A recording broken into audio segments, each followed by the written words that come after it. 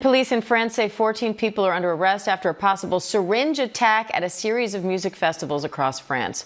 145 people report being pricked, including some girls as young as 14. I want to bring in foreign correspondent Tom Burridge for more. Tom, what's the latest here?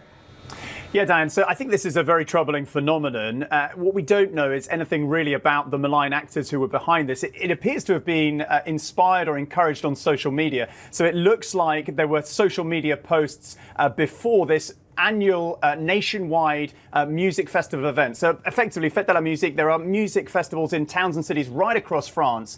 And prior to the event, there were posts, we think, on social media encouraging people or telling people to prick people attending that event. Now, we don't know anything about the malign actors behind this.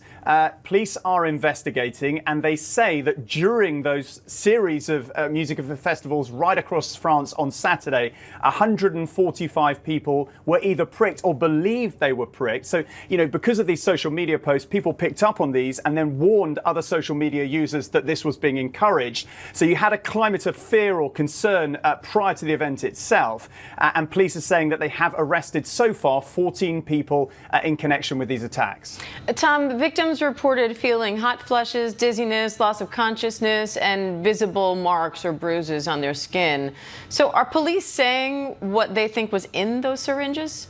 They haven't yet, and at the moment I don't think there's any indication whether or not any of the victims were actually injected with any type of substance. I mean, look, we know from one of the mayors of a city where there were 17 young victims, 17 young female victims, that the victims were as young as 14, aged through to 20. One particularly concerning thing I think that mayor said for me was that some of the victims were actually attacked in the presence of their parents. And we know that from police that most of the attackers were either pricked in their arm or in their back. They had various symptoms as you've laid out.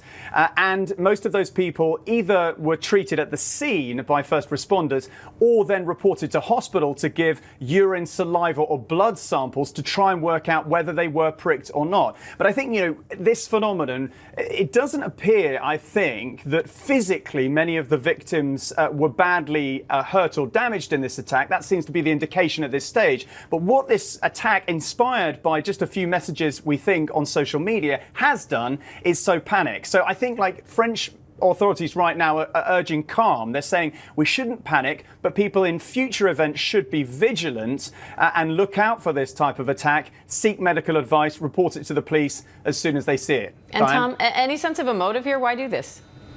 I don't think we have any motive at all. And I think this attack is symptomatic of the digital age, right? Social media. People or actors, malign actors, can go on social media now and encourage this type of attack. Now, there is nothing to suggest who is behind this attack, but we know that malign actors have been working to destabilize European countries in the past. No indication at the moment who could have been behind this, but I think it is deeply worrying for the authorities in this kind of digital social media age that we live in. All right, foreign correspondent Tom Burridge, thank you.